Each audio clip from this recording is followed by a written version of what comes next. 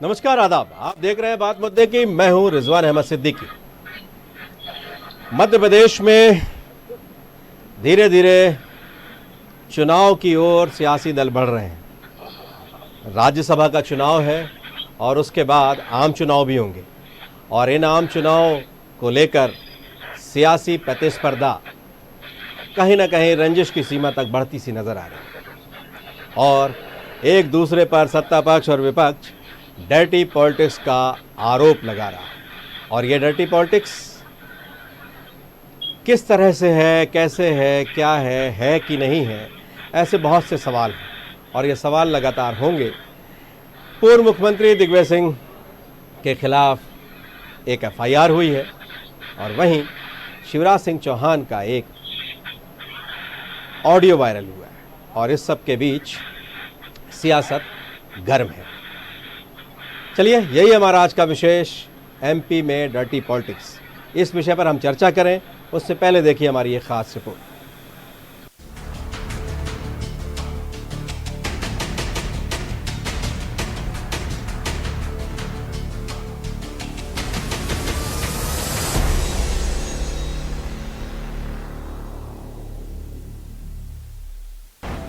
मध्य प्रदेश की सियासत में अब ट्वीट वॉर, आरोप प्रत्यारोप ने बदली सियासत। सीएम का वीडियो ट्वीट करने पर एफआईआर, दिग्विजय सिंह सहित 12 बनाए गए आरोपी। दिग्विजय सिंह के खिलाफ बीजेपी ने खोला मोर्चा, तो दिग्विजय सिंह का पलटवार, सरकार को घेरा, लगाए आरोप। मध्य प्रदेश में जैसे जैसे उपचुनाव की तारीख नजदीक आ रही है, वैसे वैसे कोई न कोई नया शिगुफा सियासत में खड़ा हो रहा है। मुख्यमंत्री शिवराज सिंह चौहान की 9 सेकंड के वीडियो ने प्रदेश में नई सियासत छेड़ दी है। पूर्व सीएम दिग्विजय सिंह पर आरोप लगाते हुए बीजेपी ने दिग्विजय सिंह सहित 12 लोगों को आरोपी बनाया है, तो वहीं इसके साथ कांग्रेस की तरफ से भी बीजेपी पर जमकर निशाना साधा गया। दिग्विजय सिंह ने कहा, मैंने शिवराज सिंह चौहान के इलाके में आदिवासियों को ठगने का प्रकरण उठाया था, उसी से डरकर भाजपा ने मेरे खिलाफ केस दर्ज कराया है। फेक वीडियो में जांच करानी ही है तो उसकी कराई जाए जिसने ये फर्जी वीडियो बनाया है। जब से मैंने बुदनी क्षेत्र के आदिवासियों को जिस प्रकार से शिवराज सिंह चौहान के निकट दलालों ने ठगा, 4.5 करोड़ रुपए ठगे हैं, उनके कार्यकाल में उन पर एफआईआर तक दर्ज नहीं हुई है। और जब मैंने ये पत्र लिखकर उनसे कहा है कि अगर इस पर कार्रवाई नहीं हुई तो मुझे मजबूरी में आकर आपके घर पे धरना देना पड़ेगा, उस बात से तिलमिलाई हुई है भारतीय जनता पार्टी और उन्होंने मेरे खिलाफ एफआईआर दर्ज की है। मुझे इसमें कोई आपत्ति नहीं है, लेकिन इसमें यह भी जांच होना चाहिए कि आखिर इसको एडिट किया किसने, सोर्स क्या है। वहीं पूर्व मुख्यमंत्री कमलनाथ भी दिग्विजय सिंह के बचाव में उतरे। उन्होंने कहा, यह कार्रवाई दुर्भाग्यपूर्ण है, कोई वीडियो एडिटेड है तो कार्रवाई उसे बनाने वाले के खिलाफ होनी चाहिए। भाजपा सरकार प्रदेश में निरंतर कांग्रेस के नेताओं पर दमनकारी कार्रवाई कर विद्वेष और दुर्भावना वाली सोच को प्रदर्शित कर रही है। सरकारें आती जाती रहती हैं, लेकिन भाजपा प्रदेश में एक गलत परंपरा को जन्म दे रही है। वहीं दिग्विजय सिंह के बेटे जयवर्धन सिंह ने कहा, शराब नीति को चरितार्थ करता वीडियो क्या आया, अफवाह उत्पादन करने वालों की सांसें फूल गईं। तो वहीं बीजेपी ने भी कांग्रेस पर जमकर निशाना साधा। गृह मंत्री डॉक्टर नरोत्तम मिश्रा ने कहा, दिग्विजय सिंह को चरित्र हत्या की राजनीति और डर्टी पॉलिटिक्स नहीं करनी चाहिए। राज्यसभा चुनाव में दलित चेहरे को दूसरे नंबर पर करने पर किसी का ध्यान न जाए, इसलिए डर्टी पॉलिटिक्स कर रहे हैं। देखिए, कोई भी व्यक्ति हो, उसे चरित्र हत्या की राजनीति या डर्टी पॉलिटिक्स नहीं करना चाहिए। जिस तरह से उस क्लिपिंग में छेड़छाड़ की गई और फिर वायरल किया गया, ये कांग्रेस की हताशा दर्शाती है। जिस तरह से एक दलित चेहरे को, जनजाति के चेहरे को नंबर 2 का बनाने की कोशिश की, और फिर विषयांतर करने के लिए कि इधर ध्यान नहीं जाए, मुख्यमंत्री जी के उस वीडियो को वायरल किया। ये डर्टी पॉलिटिक्स कहलाती है। और दिग्विजय सिंह जी क्या ऐसा जो भी जब भी करेगा उस पर एफआईआर होगी, जांच होगी, होना भी चाहिए, ऐसी मेरी मान्यता है। देखिए, दिग्विजय सिंह इंटरनेशनल झूठे हैं। ऐसा झूठ बोलने वाला आदमी हमने कभी नहीं देखा।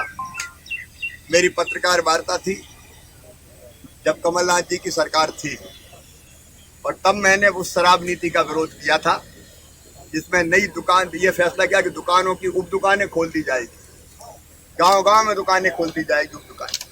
तो मैंने कहा कि ये गांव-गांव में दुकानों की उप दुकान खोलना शराब की बहुत गलत है।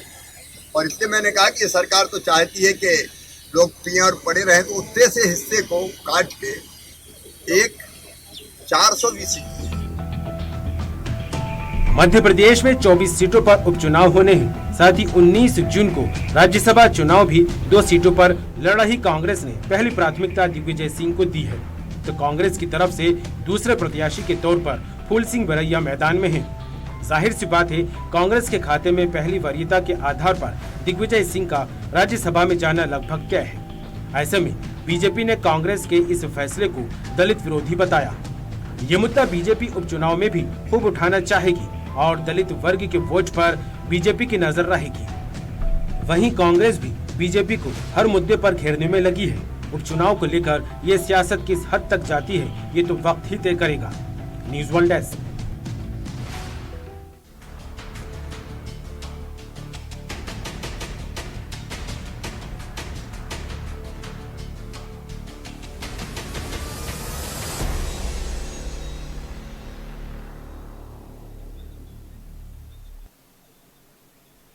तो देखा आपने, सियासत में आरोप प्रत्यारोप का दौर जारी है।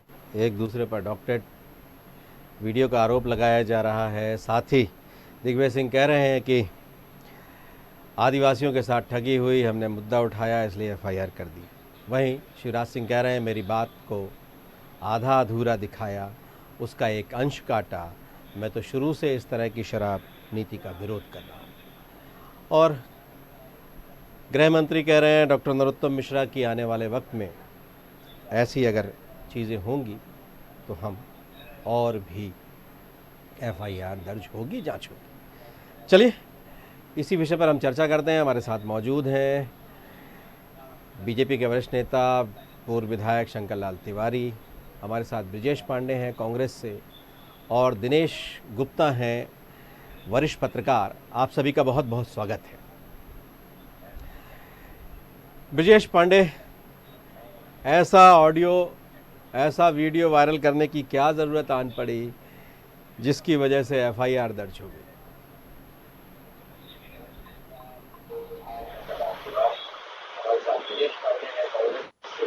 आवाज नहीं आ रही है।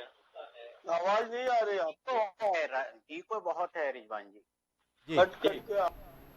जी, उसमें सुधार करते हैं। ब्रिजेश पांडे, मेरा सवाल आपसे है कि ऐसी क्या ज़रूरत आन पड़ी कि इस तरह का वीडियो वायरल करना पड़ा और एफआईआर दर्ज हो गई? मध्य प्रदेश में सबसे बड़ी बात यह है कि आखिर डर्टी पॉलिटिक्स कर कौन रहा है, इस विषय पर पहले हम चर्चा कर लें।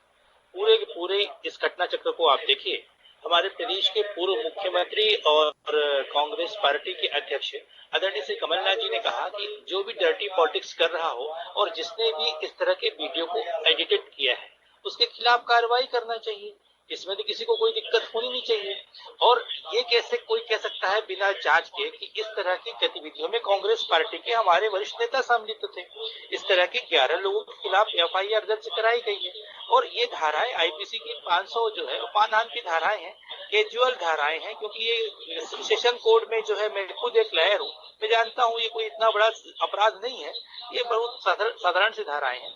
लेकिन सारा का सारा घटना चक्र जो है आपने पहले ही कह लिया 2 शब्दों में कि ये राज्यसभा चुनाव और आने वाले समय के उपचुनाव इसको लेकर के बीजेपी का ताना बाना है। और इसी बात को लेकर के भारतीय जनता पार्टी के नेता इस बात को दूर दे रहे हैं, जबकि हमारे प्रदेश के सम्मानीय अध्यक्ष श्री कमलनाथ जी ने कहा है कि जो दोषी हो उसके खिलाफ कार्रवाई करें।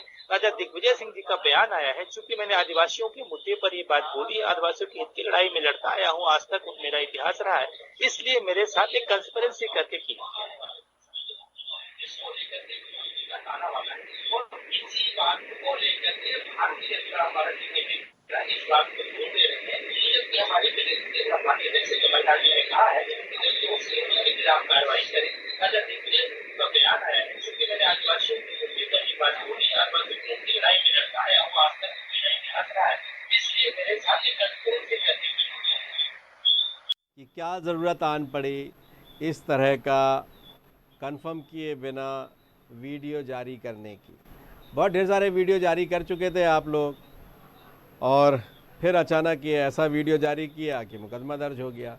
आप कह रहे हैं बहुत गंभीर धारा नहीं है, आप वकील हैं, आप समझते हैं, लेकिन धारा तो धारा होती है, मुकदमा तो दर्ज हुआ है और कहीं ना कहीं आपने ऐतराज़ भी जताया है, आपने नाखुशी जताई है, आपने कहा है कि बदले की भावना से ये कार्रवाई की गई है।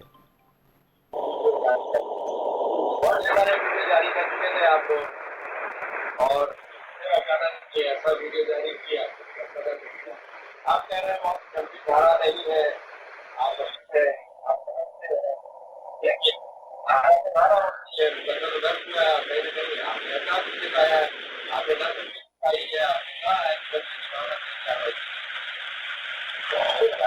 देखिए आवाज़ नहीं आई ब्रिजेश पांडे, आप मेरी आवाज़ नहीं सुन पाए। चलिए एक बार शंकर लाल जी के पास चलते हैं, फिर लौटकर आपके पास आऊंगा। रिजवान जी, मैं आपके सवाल का जवाब दे दूं। मध्य प्रदेश के अंदर सबसे बड़ी बात यह है कि भारतीय जनता पार्टी ने इस तरह का कृत्य करके एक गलत परंपरा की शुरुआत की। मैं आपको उदाहरण देना चाहता हूँ कि शिवराज सिंह जी के ट्वीट में देख रहा था, शिवराज सिंह जी ने भोपाल रेलवे स्टेशन का हादसा पे गलत ट्वीट किया। छिंदवाड़ा में जी मैं आपको एक मिनट, ब्रिजेश जी मैं आपको एक मिनट रोकना चाहता हूँ, एक ब्रेक लेते हैं और उसके बाद इस चर्चा को जारी रखेंगे, फिर आप अपनी बात कहिएगा।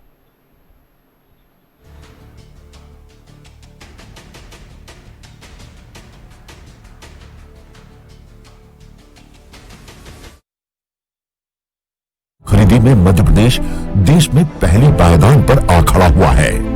विश्वव्यापी महामारी कोरोना संक्रमण, लॉकडाउन से जुड़ी बाधाओं और अन्य प्रतिकूल हालातों के बीच किसान पुत्र मुख्यमंत्री श्री शिवराज सिंह चौहान के नेतृत्व में कोविड-19 से जुड़े समस्त प्रोटोकॉल का पालन करते हुए उपार्जन में हमारा राज्य मिसाल बनकर देश के नक्शे पर उभरा है।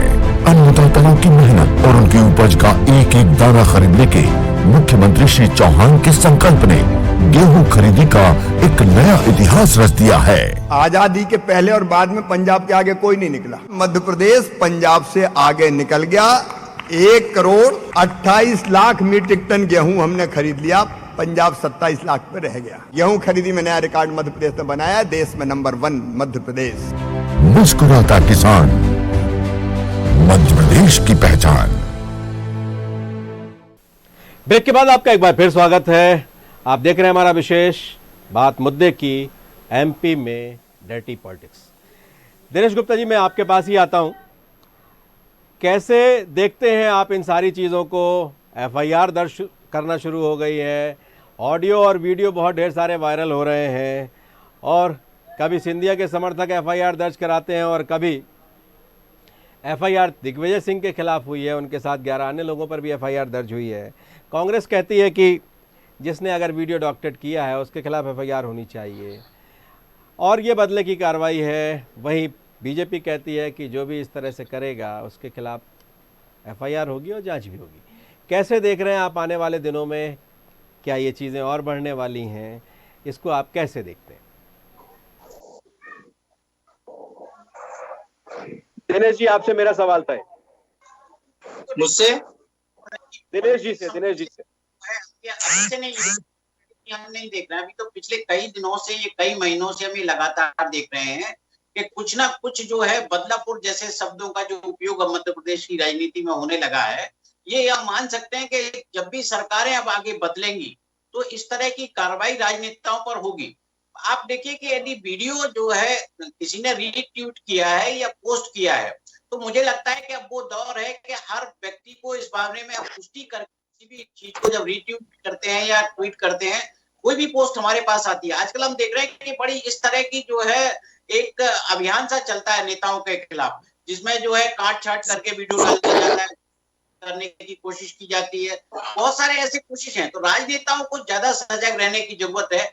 जब वो अपने किसी विरोधी के खिलाफ कोई ट्वीट करते हैं या कोई वीडियो पोस्ट करते हैं या कोई ऑडियो पोस्ट करते हैं, तो उन्हें उसकी पुष्टि कर लेना चाहिए, कई जगह से कर लेना चाहिए। और देखिए, जो दिग्विजय सिंह जी जैसे राजनेता के खिलाफ यदि आप इस तरह एफआईआर कर रहे हैं, ये आप आपसी सामंजस्य नहीं बिगाड़ना चाहिए राजनीति में, क्योंकि आज आप जो रास्ता बना रहे हैं, कल हो सकता है कि उसी रास्ते से फिर आपको गुजरना पड़े। तो इस तरह जो है द्वेषपूर्ण कार्रवाई नहीं होना चाहिए। कई बार जो है जो जिस तरह का आजकल सोशल मीडिया पर ट्रेंड हो गया, हम बड़े आसानी से रीट्वीट कर देते हैं या पोस्ट कर देते हैं।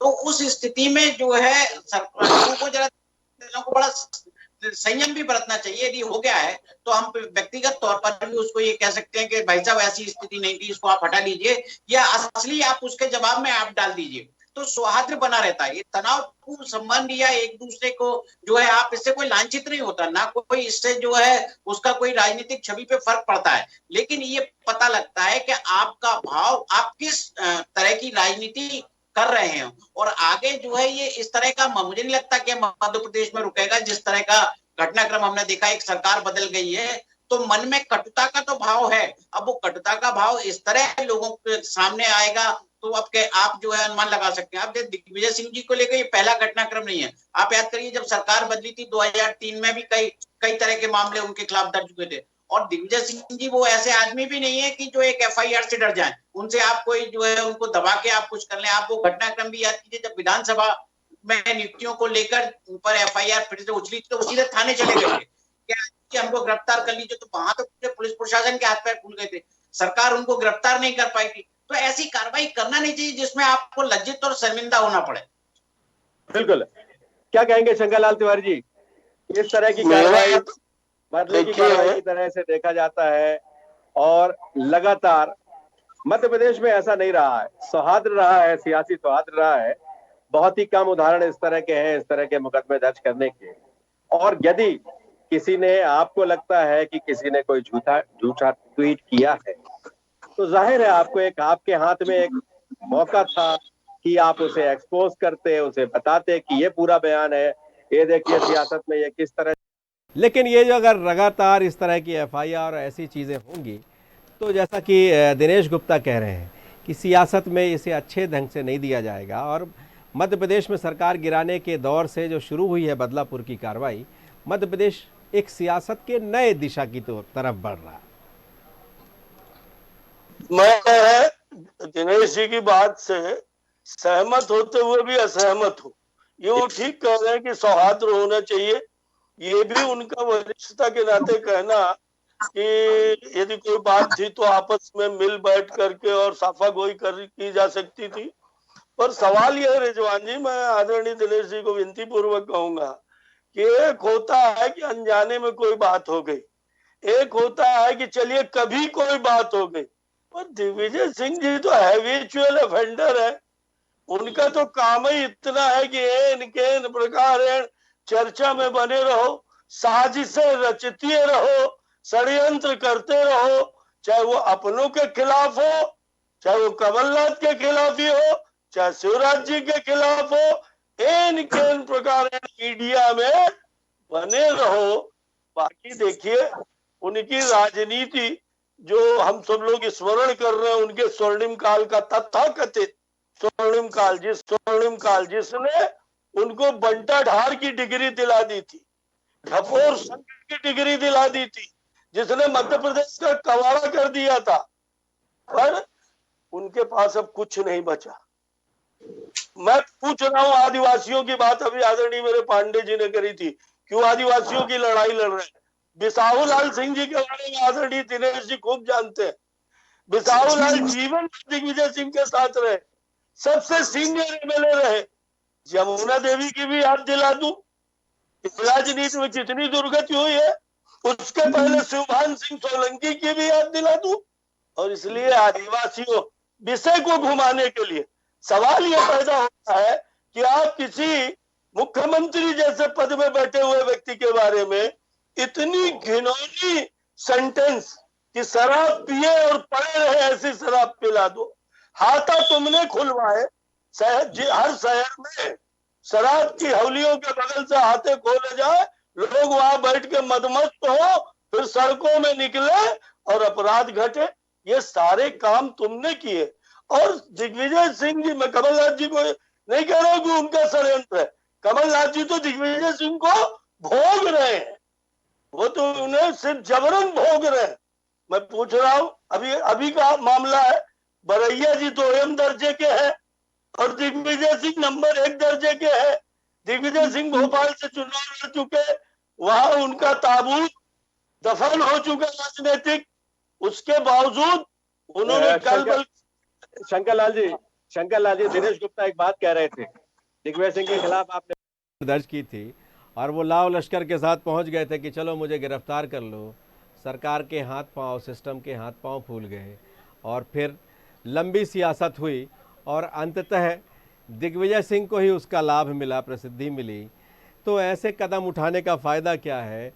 और दूसरा सबसे बड़ी बात यह है कि एक पूर्व मुख्यमंत्री के खिलाफ मामला दर्ज किया जाता है और वहीं आदिवासियों का जो जिक्र है, जो बाकी सारी तरह की चीज़ों का जो जिक्र है, उस पर तो मैं ब्रजेश पांडे से सवाल करूंगा, लेकिन ये जो चीज़ें हैं इसको आप कैसे देखते हैं?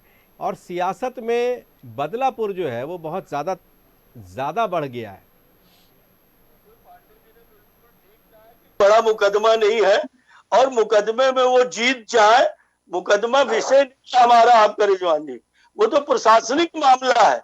उसमें एफआईआर कराने जो लोग गए हैं, जिन्होंने एफआईआर कराई, और पुलिस प्रशासन का काम है कि उसकी विवेचना करे, एविडेंस कलेक्ट करे, कोर्ट क्या करेगी उसके लिए ना पुलिस कुछ कर सकती है न कोई पक्ष। और इसलिए एफआईआर क्या हुई है, क्यों हुई है, ये तो प्रशासनिक विधि है। एक बात आप बताइए कि दिग्विजय सिंह ने स्वयं क्यों नहीं कहा कि नहीं ठीक है वो गलत मैंने हो गया है और मेरी जानकारी में नहीं हुआ।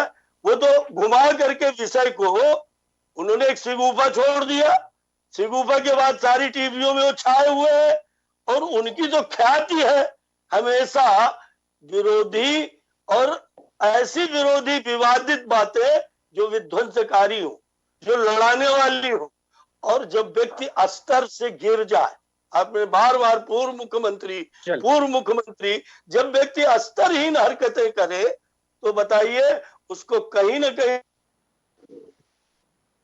चलिए मैं एक जवाब ले लेता हूं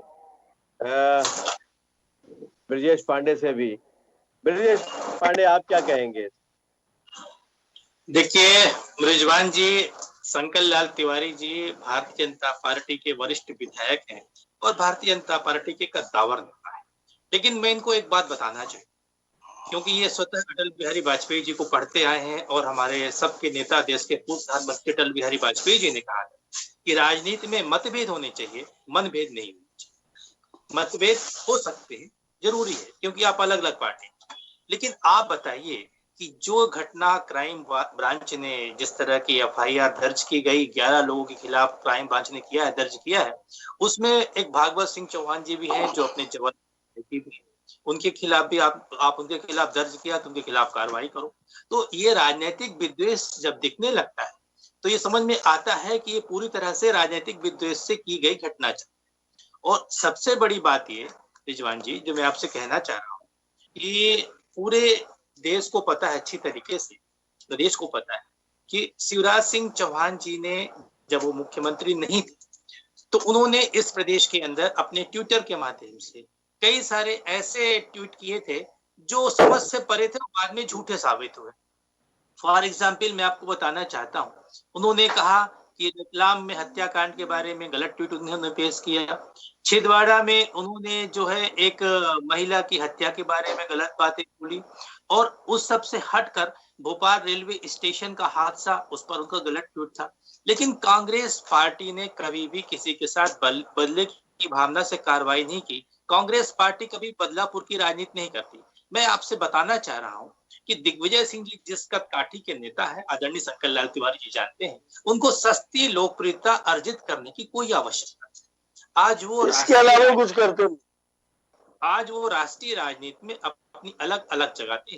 मेरा ऐसा मानना है कि भारतीय जनता पार्टी इन राज्यसभा चुनावों को लेकर के जिस तरह से परेशान है, क्योंकि भारतीय जनता पार्टी को तो समझ में आ रहा है कि ठीक है 107 विधायक हमारे पास हैं, भले कांग्रेस के पास वर्तमान में 92 विधायक, लेकिन जो 2 सांसद हमको जिता करके ले जाना है, जो ऊपर से इनके बड़े नेताओं का आदेश है और जिसके लिए इनके जावड़ेकर जी और सहस्त्रबुद्धे जी जो 18 तारीख को आ रहे हैं, इसके लिए भारतीय जनता पार्टी बहुत बेचैन है, बहुत परेशान है।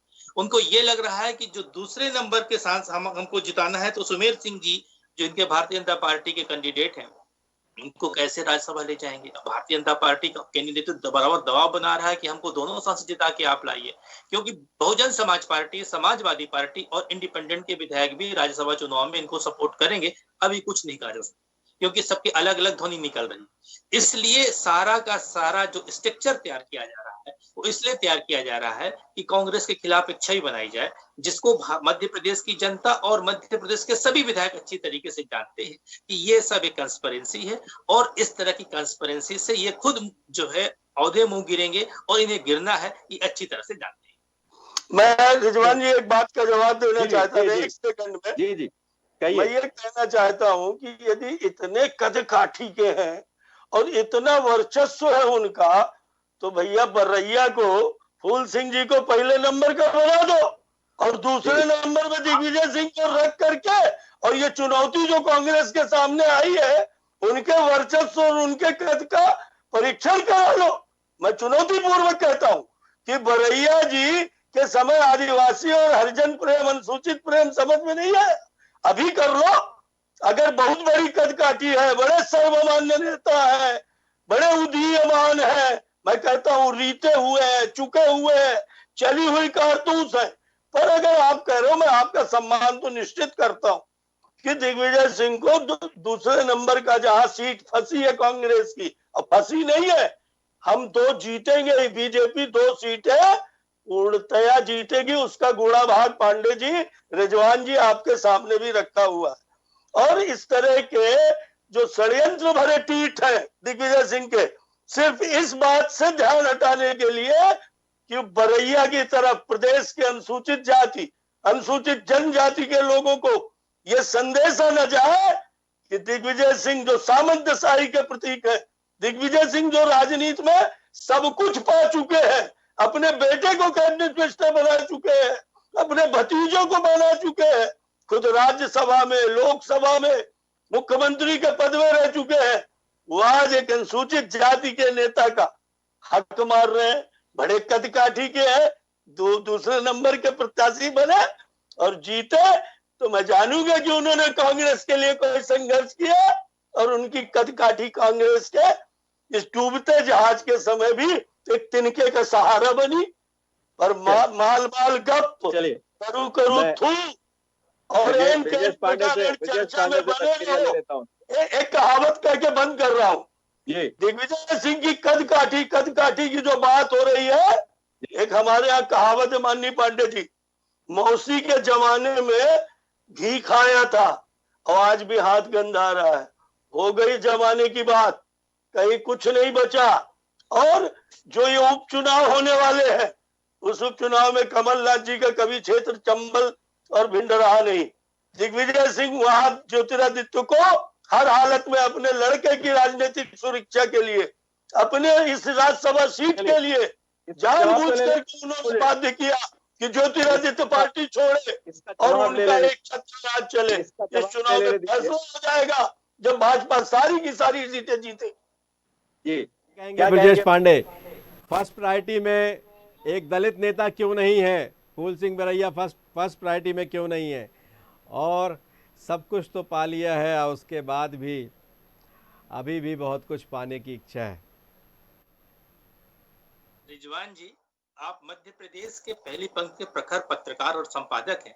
मैं तो आदरणीय तिवारी जी को ये कहना चाहता हूं कि समर शेष है नहीं पाप का, भागी केवल व्याग्र, जो तटस्थ है समय लिखेगा उनके भी अपराध।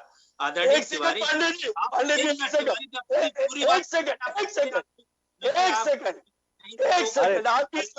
जी, मैं आपको मौका दे दूंगा।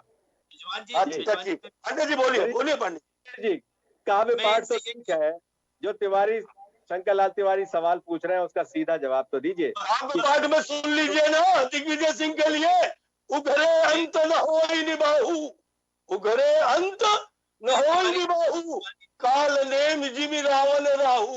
ये गोस्वामी तुलसीदास जी की चौपाई है। उघरे अंत न हो निबाहु,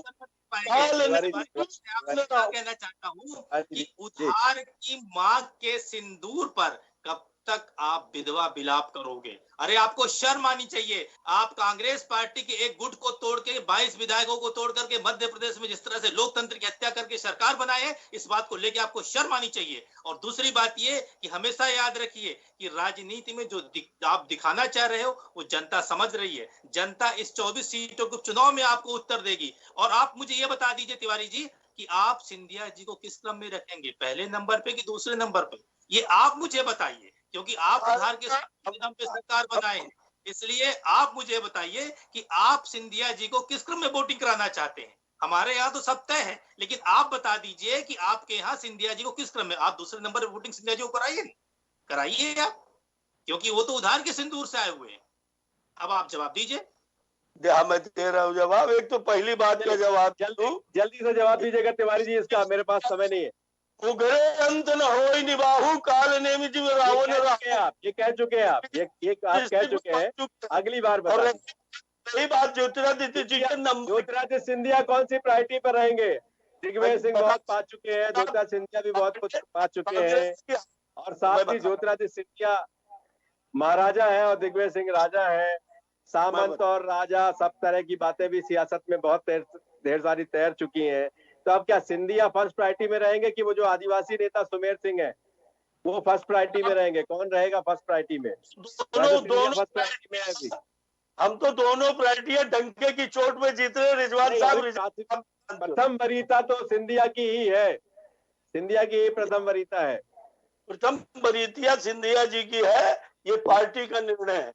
मेरा कहना ये है कि आदिवासी प्रेम की बात हमने कभी नहीं की। हमारे यहाँ तो एक सामान्य कार्यकर्ता और दिल्ली में बैठा हुआ भी हमारा सर्वोच्च कार्यकर्ता, वो सब किसी क्रम में नहीं होते, एक ही क्रम में होते हैं। और वो क्रम कमल निशान, कोई क्रम नहीं है हमारे यहाँ। जो जहां जिस है उसकी क्या।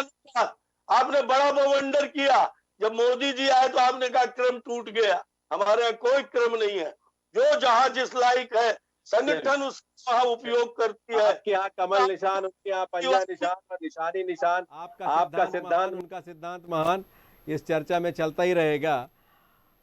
आपके यहाँ प्रायोरिटी किसी और की, उनके यहाँ प्रायोरिटी किसी और की, प्रथम वरीयता कोई और पाता है, और ऐसी चीजें लगातार चलती रहती हैं। आप दोनों हमारे साथ जुड़े, आपका धन्यवाद। और दिनेश गुप्ता भी कुछ समय के लिए जुड़ते, उनका भी बहुत बहुत धन्यवाद। तो बस अब यही है कि ये जो सियासत है राज्यसभा चुनाव से होते होते विधानसभा के उपचुनाव तक जाएगी, और इसमें बदलापुर की कार्रवाई के संकेत दिखने लगे हैं, उस पर बहुत तरह के सवाल खड़े होने लगे हैं।